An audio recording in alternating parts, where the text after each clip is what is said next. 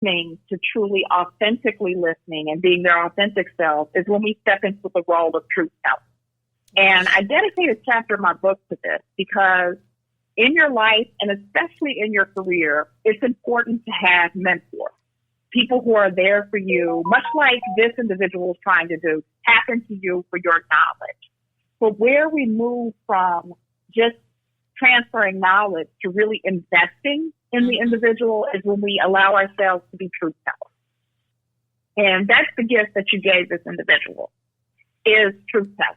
And truth telling, like you said, always comes from a place of really trying to make that person better. I mean, we've all had mentors in our lives. I can think about a great mentor I had in the area of finance, and she spent time with me on a regular basis, really downloading information on how to read the finance. And she was great at that. But some of the best people that I've had in my life have been the truth tellers who not only relayed information, but they gave me that nugget that caused me to self-reflect. They caused me to think, how could I be a better me? And so while this individual was calling under the guise of certification and how could she walk your path? Exactly. What you gave her was the opportunity to reflect on her own path and what that path could look like for her. And so those truth tellers are invaluable. And what I would say to your listeners, especially to women and minorities, because very often we find ourselves in positions where we don't see other people like us. And we're cutting a path for ourselves. And we're the first, or we're the only, or one of very few. And what we're often missing to allow us to elevate to the next level is a truth teller. Yes. It's someone who is going to come to you, keep it 100, keep it real, both about what your challenges are, but also about what the opportunities are. Because many times we can't see it for ourselves.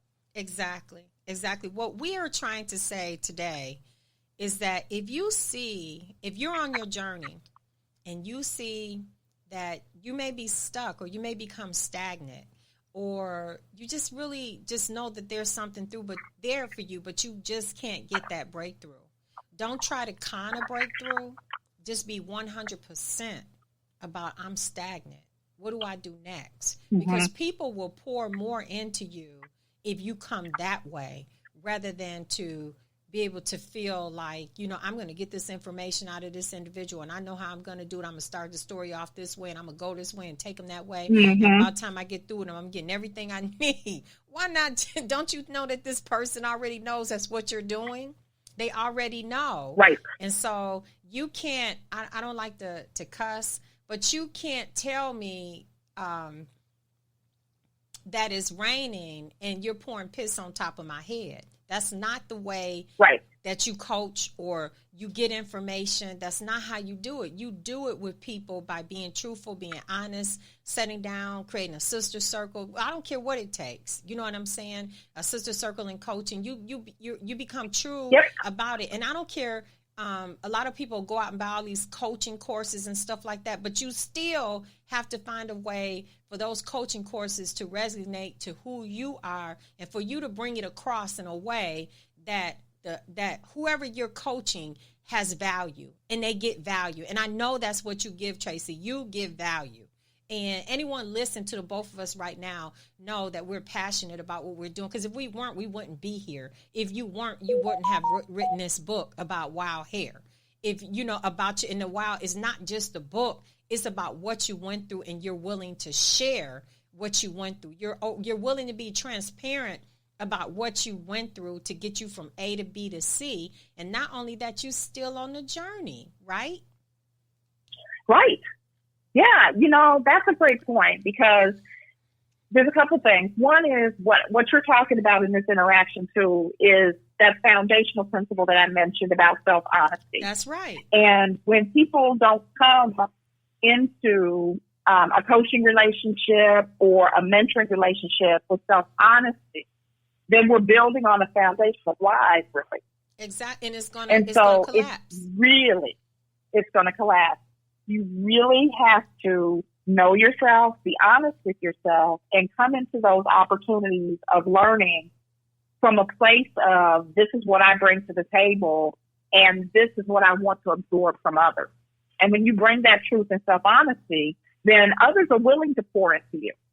Exactly. You're going to find a truth teller that's going to help you keep it real and advance. So that's a critical point too. But also what I think you're offering to your listeners too is this conversation around being vulnerable. Because to be self-honest and to come into a dialogue to seek information from someone requires a level of vulnerability.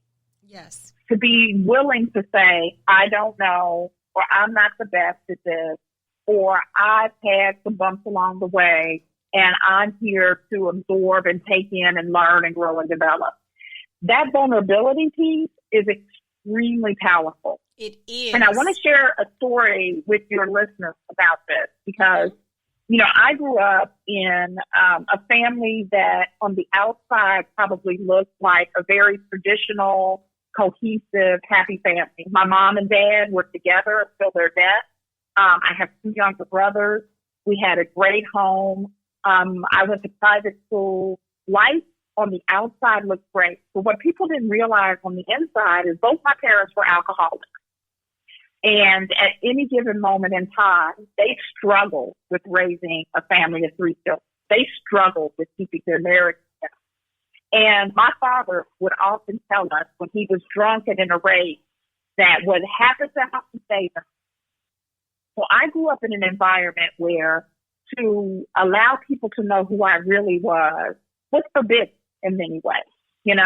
We keep it to ourselves. And I think that's especially true for women and minorities because when we're in, especially corporate environments, we're usually the only or one of few. So exactly. Our story is unique to us and we don't see anybody around us who can validate that our story is valuable and that it doesn't make us so different that we can't fit in. So I spent many years of my career kind of keeping this who I am inside versus who I am to the rest of the world very separate. Mm-hmm. And I stepped into a leadership role and I had a woman who was struggling with alcoholism in the department. Mm-hmm. And her manager was really trying to work with her, but this young woman was having so many difficulties that it was coming to a point where we were probably going to have to fire her. Wow. And I got a wild hair. Again, a wild hair moment. Way before I even knew anything about the book girl. Wild hair moment. I said, bring her in to talk to me. She came in and she sat down across from me. Now, she had never admitted that she was drinking, but she was belligerent. We could smell alcohol on her. Her actions were clearly kind of telling us that there were some problems underneath. And when I sat down across from her, Deborah, I didn't know what I was going to do. But before I knew it, I was explaining to her, I'm a child of alcoholics. Oh, yes. And let me tell you how that is. And she had a 15-year-old son. And I was expressing to her how difficult it was to be a teenager growing up in a home where the parents often needed me to be the adult.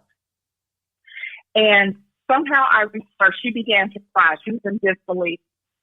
And sharing that story was not about, hey, look at my journey. It was about how do I help her?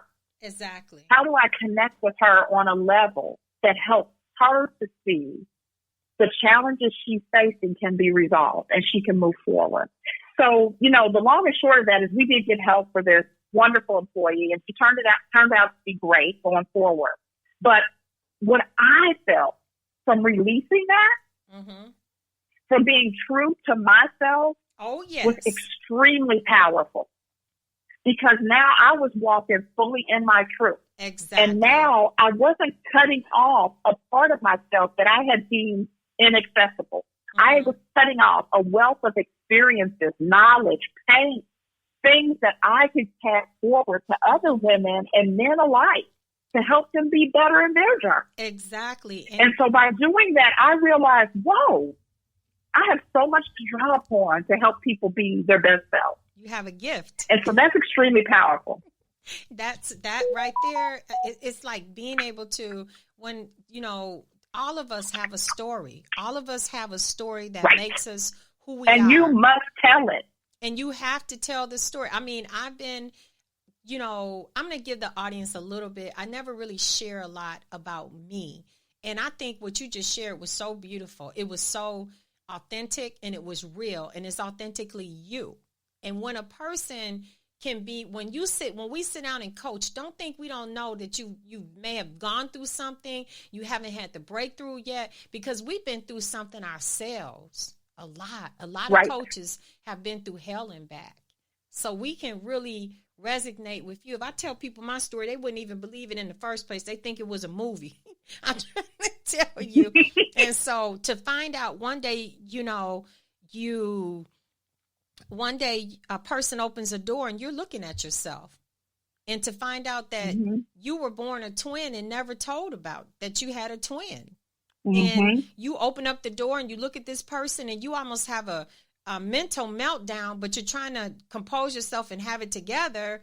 My twin sister was introduced to me as my cousin. And the moment I seen her, I said, this is bullshit. It's some shit somebody's not telling me. And I don't know how to process it. I don't know how to take it. And I had to stomach it because my mother would not let me. She didn't want me to go down that path. Then I had to finally figure out after that my mother was really my auntie and not my mother. And not getting any help for it. No one really talking to me. How are you processing this? What does this look like internally for you? And then, understanding that when I grew up, it wasn't that easy. I was on my own at 15 for no reason of my own. It wasn't something I did. It wasn't something, at all. It was from dysfunction. We started out as the Cleavers. We went to Catholic school. We did all those things. And then our father died. When our father died, our whole world turned inside out and upside down. We went to school with the Catholic schools, the nuns and everything. And so but one thing we stuck to was tradition. To this very day in my family, we have tradition. But to understand how the demise of a family because at that time, how the breadwinner of the home was and mother being a homemaker and how she really, it just changed her and having to deal with all the struggles and not even understanding, no one even preparing you that you're going to turn into a woman as a teenager. You're going to have a menstruation, not even telling anyone that you're having one. I had menstruations for 3 or 4 years before anybody even asked me, was I having one? Okay. And I hid it. And so even having a menstruation, I felt was shameful. And so because I didn't know, so it's not like we don't understand. We all have a story, but this story about one day finding out your identity, your life is a lie to people, you know what I'm saying? It was surreal to me. It was like a movie that really, really wasn't real. And so to develop all this stuff, and some people will say, well, I thought you told me you were from here. Well, I was. I lived in the Midwest. And I thought you told me you were born in Michigan. Well, on my birth certificate I was, and then I found out I was adopted, and I get down to the truth to find out that I was really born in Indiana. Then I get down to the truth, and I mean, it's not like I made it up. And then years later, you go to the Social Security office because you're getting married or you need to get your records in place. And then even the people at the Social Security office was like, hold on. They thought I was a criminal. They went in the back. They checked the background. And they said, you didn't become a person until 1972. And so we know you. We know you as Debra. That's what we know you as. And you're having to get all your records changed over and all the emotion that went with it. So we all have a story, and some of the stories I'm not prepared to tell. I'm going to write my book, and it really is going to be like a movie. It's a not real book. It's so deep that my sister has to write her book, which will be the second part of the story, because it's so deep. And to find those things out and try to rebuild a life with a twin that you never got a chance to have, it's deep. It's so deep. And then being on your own and everyone writing you off. And I was so angry because I didn't feel that I should have been sent away at 15, 14. I didn't think I should have been sent away. And so what I did is I built a life of my own, and I got really good at it. And no one in my family heard from me again until I was 21. And when I was 21, I transformed to